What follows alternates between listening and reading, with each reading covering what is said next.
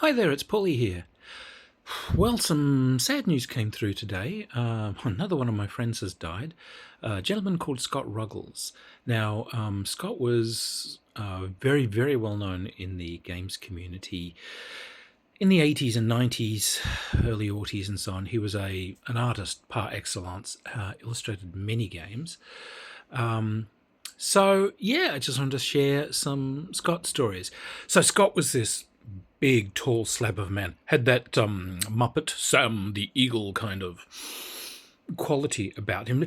Would often wander around wearing mirror shades and suits as if he was the U.S. president's, personal security guy with the earbud and whatever. But he was a delightful guy. But he had that kind of American stiffness. It's a sort of a bit of a national characteristic, and probably wasn't quite used to Australian anti-authoritarianism and sheer shenanigans. So when I first met him, I went over to my very first US games convention when I brought out my Albedo role-playing game. I went over there to sell it. And I bumped into this guy, Scott, who was delight, and we were talking back and forth and hit it off immediately. But then, I think day 2 we're there, it's just pounding down with rain outside. And Scott was helping out, I think he was helping out with Artalsorian Games, because he knew those guys very well. And so we really wanted to cut through the games hall, but I had a badge which said I was an exhibitor, and Scott just had Joe Fanboy. He was just an ordinary attendee, which meant he couldn't cut through this games trade hall because he wasn't allowed in. The trade hall wasn't open yet, but where he's going to is on the far side. So we just came up. The security guys are there, and they sort of say, "Oh, sorry," points to him, "Sorry, so you can't come in." So I turn around, "Oh, that's all right. This man's my assistant." And, okay. Yes, I'm one of the guests of honor. I'm also trading here. Sorry, yeah, of course. And Scott's wanders in after me. "Oh, I'm not your assistant." Says, "Here, hold this." "What? Yeah, but I'm not your assistant." "Are you holding that?" "Yeah, good. You're assisting me. You're my assistant." "What?" Says, "Hey, you're not a guest of honor." Says, "Well, I'm a guest at the hotel, what? And I've behaved honourably, so I guess I'm a guest of honour. Come on." Look, I don't know how to break you on the Australianism of this, mate, but anything you can get away with. Hotel security are not.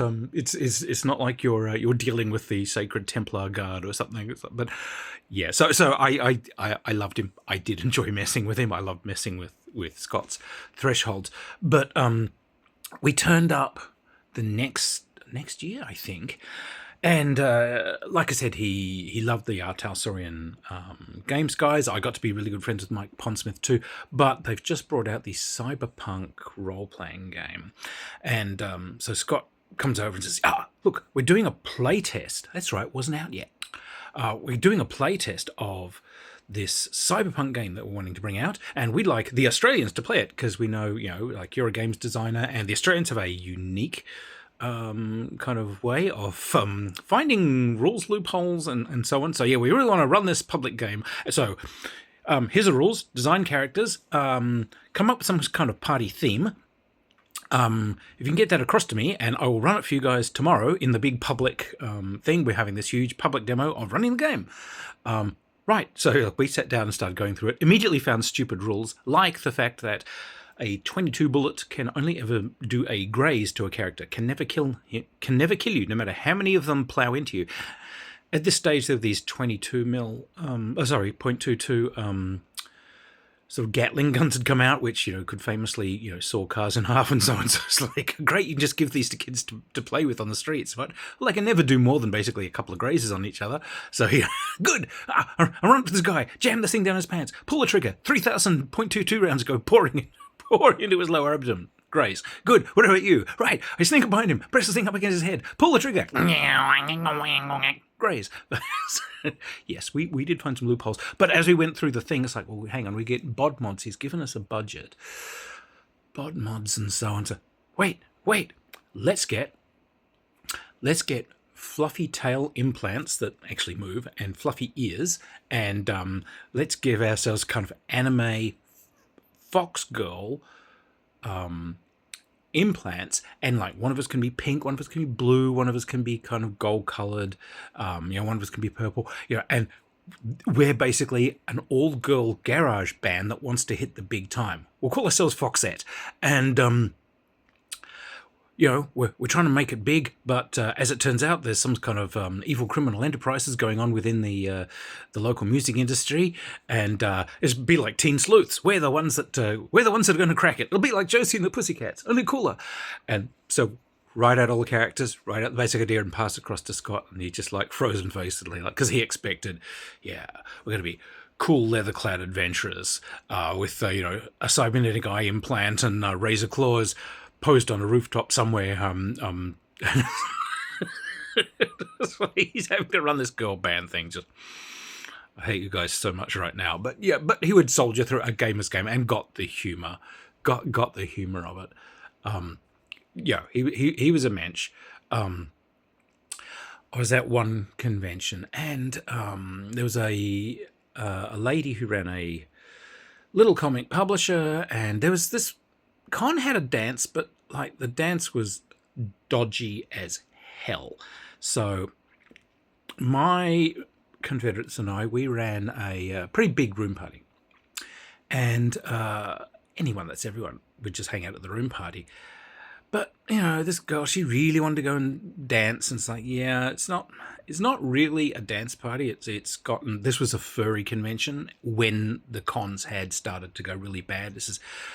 It's not a dance party. It's a freaky sex meet, I assure you. You stay up in this party. We got music. We got dancing. You don't want to go to the big dance. No, she had to go to the big dance. So Scott decides, I will escort her. I will make sure that she is safe. And so they go down. And then about 20 minutes, she comes back up. And she just looks lost. So I said, so you went down there? Yeah. Okay, what's going on? Lots of really big kind of sweaty people in really bad furry costumes just kind of groping each other and bouncing around. On the stage, there was one of the convention organisers, and he was just naked except for a polystyrene cup over his groin, which was just held on by a bit of string, and he was just kind of vaguely doing a sort of hula wave up on stage.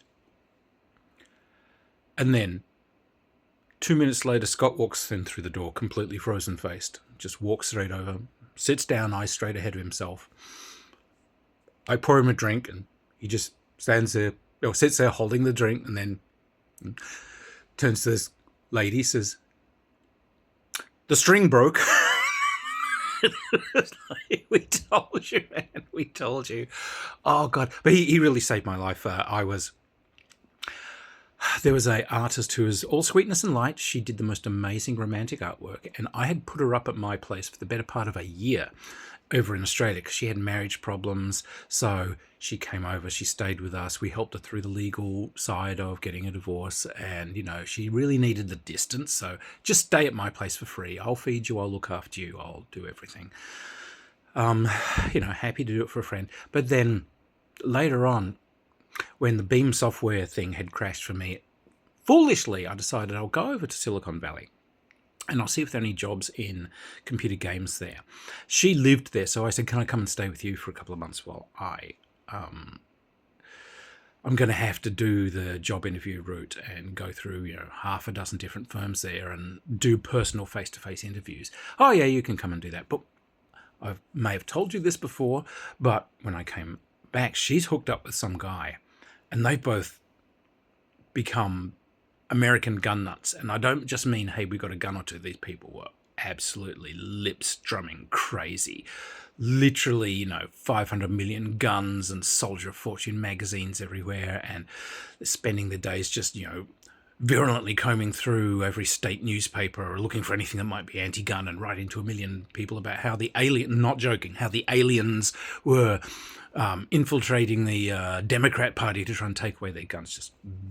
So I'm kind of stuck living there. But Scott really saved my life because he lived in the area. And he would turn up and he had this car. We just called it the Trashmobile because, hey, he just turned up in the car. Quick, get in. We got to go somewhere. And so I turn up and I just open the door of his car and these junk food wrappers just cascade out. I mean, cascade out. He would eat like burgers and drinks and so on. And he just kind of like toss the container. He wouldn't clean his car. He would just toss these things out. So the driver's position was just kind of a hollowed out nest, but packed up halfway up the windows was all this trash. So you just open the door and the stuff would come out. Okay, Scott, we're cleaning the car first. But yeah, he would take me out to like DVD stores and bands. And this was when 9 Inch Nails had just come out. And so, yeah, we just buggered off and drove. We drove into San Francisco and everything. And yeah, there was a 9 Inch Nails concert that we went to and was like, hey, so that's how I discovered 9 Inch Nails when they first came out. And he would take me out to DVD stores and the gamers, you know, thank God.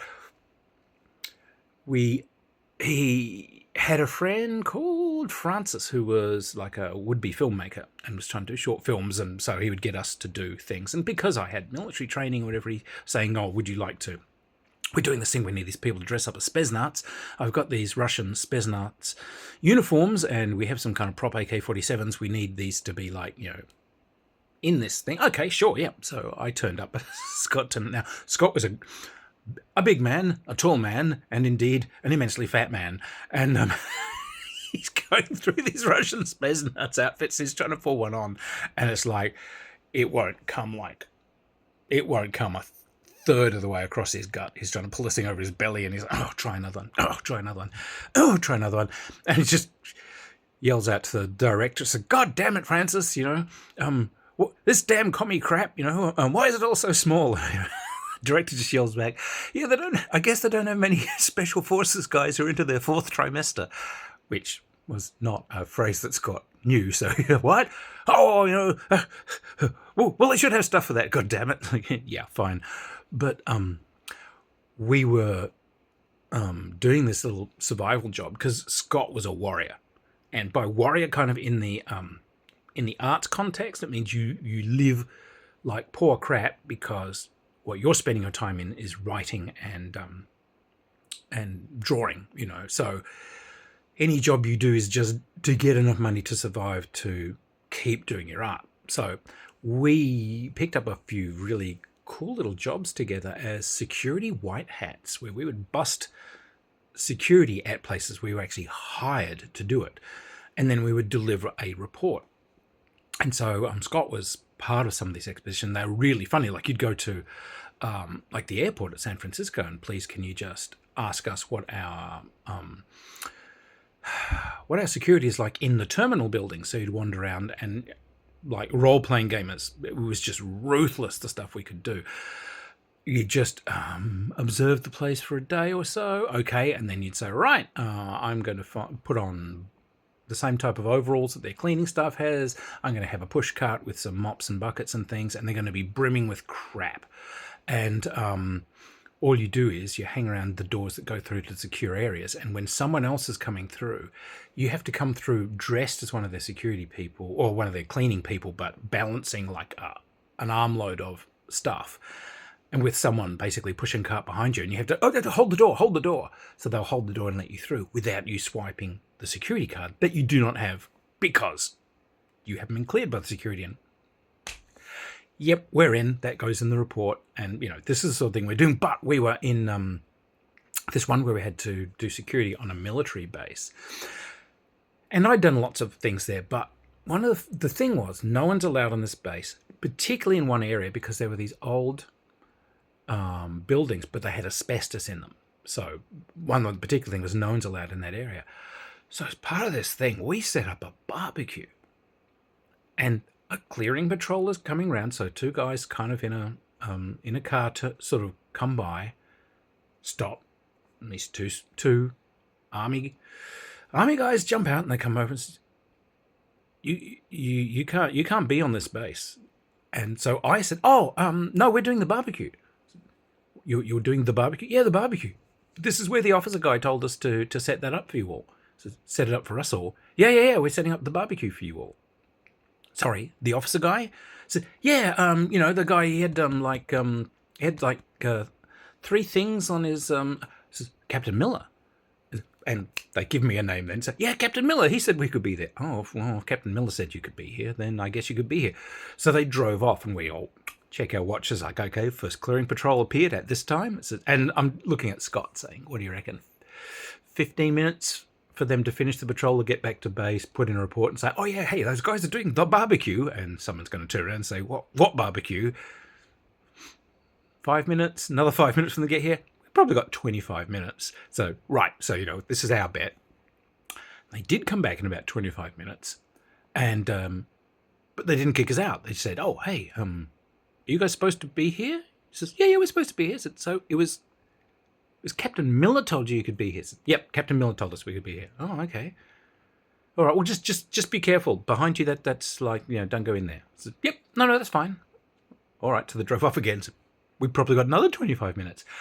Yeah, they come back again, and this time they're pissed because they've double, triple checked, and they've probably found this Captain Miller who said, there's no one, no, get out there right now. So they've come raging back, and we said, okay, so we got like almost an hour being in this area that we weren't allowed to be in before anyone actually did something about us. So, all right, well, we'll be able to put in an hour in the report, and that's that. But as these come up, and you can see, right, they've got the walk on. They mean business this time. They're coming marching over to kick us out of the place. And they turn, now look here, you guys can't be here, okay? You can't be here. Look, we're not sure why you're on here, but you absolutely can't be in this area. There's asbestos in those buildings. It's dangerous. You cannot be in this area. Look, we're concerned for your safety. Scott, as I said, a huge guy, which at this stage is huge gut, and always immaculately dressed. He suddenly just comes round the corner, and he's sort of stripped off to these torn up old jeans, and he's got his whole top off, and it's a hot day, so he's just sheened with sweat all down this huge gut, but he's got a beer can in each hand and everything, and he just comes up, just looking drunk. You're concerned for my safety? That's beautiful, man. That's beautiful. No one's ever really been looking out for me all my life. So, come on, big hug, and he hugs one of these army guys, and of course he's covered in sweat, so it's just like glorious. You're pulled in against the gut of this enormous fat sweat slithered man, and the guy pushing off, and turns to the other, come on, man, share the love, big hug, and this other guy just recoils backwards. No, look, we're going to come back here in half an hour, and when we come back, you guys have to be gone, okay? So they just got in the car and booked, and like, everyone's just like, high five, Scott, you got us another half hour. It's like, yeah, that was pretty good, wasn't it? So yeah, a really funny guy. Oh my God. There was another bit, like we were, so Scott was a fellow military historian, but we had turned up to this con, and there was there's that kind of particular kind of American subgroup, the bullshit patriots. They love military history, but that just means they think, Nazi jets of World War II are cool. So this guy, I turned up in his room, and he's from Arizona, and he's hung up this Arizonan state flag. Story I've told before is worth repeating. Now, the Arizonan state flag, for those who haven't seen it, it is basically I think it's a dark red band with a blue band, and then for some reason there is a yellow star in the middle of it, which has kind of got radiating bands of light coming out from it. It really is a fucked up thing. So this fan, from Arizona, yeah, hey, look, see, I'm a patriot. I'm a real patriot, and this is real patriotism. Yeah, so anyway, what do you think of that? So I looked up at it and said, wow, that's a fantastic Cambodian flag. Where did you get that? This guy does a double take. What? Wait, Cambodian? What? And the other guys from the convention are sort of out in the corridor, but they're coming in because they were bringing this guy stuff into his room. So in comes my friend, Shep, very straight-laced, and Scott. And they've sort of They were very good at catching onto this stuff immediately. So as they come in and says, "Hey guys, Cambodian flag," and Scott just lights up as he looks at, "Wow, those are really rare." Says, "Cambodian flag, where did you get it?" It's like, I really want one of those for my flag collection. This fan, wait, Cambodian flag? What? God damn it! He's got it from a dealer down on the track floor. He pulls this thing down. He goes marching off to demand to know why this guy's sold him a Cambodian flag. And, so, capable of being an asshole. Well done, Scott. Oh God. So like, consummate artist. He did a ton of artwork in 90s comic books. He illustrated, you can see his illustrations in things like My Lucani Drift module, campaign that you'll find on Drive-Thru RPG. Very, very neat, very kind of clipped, immaculate style. He did a lot of campaign settings and so on for Hero System. He was obsessed with Hero System. Maybe that's why he died in the end. His brain just couldn't handle working out their character sheets. But he'd come from that kind of bullshit ultra right wing kind of American background, and he did kind of struggle his way through it. I think as he met me and as he met more kind of joyous alternative people through his life, he kind of realized that he'd been born into a narrow worldview, and he worked hard to get a wider worldview. So he never stopped learning all through his life. And we'd been friends since the 80s. So when my life changes came, I had so many friends refuse to accept me when I became trans. Scott never missed a beat. It's just, you're poly now, fantastic. And, we just continued being friends, which was pretty rare. So, like, he was a hell of a guy. He'll be missed. I know the guys at Artalsorian will miss him. And yeah, the gaming community and the alternative comics community, have lost a gem. He was always a joyous companion at conventions, and although you could continue to play on his kind of inbuilt respect for authority and use it to,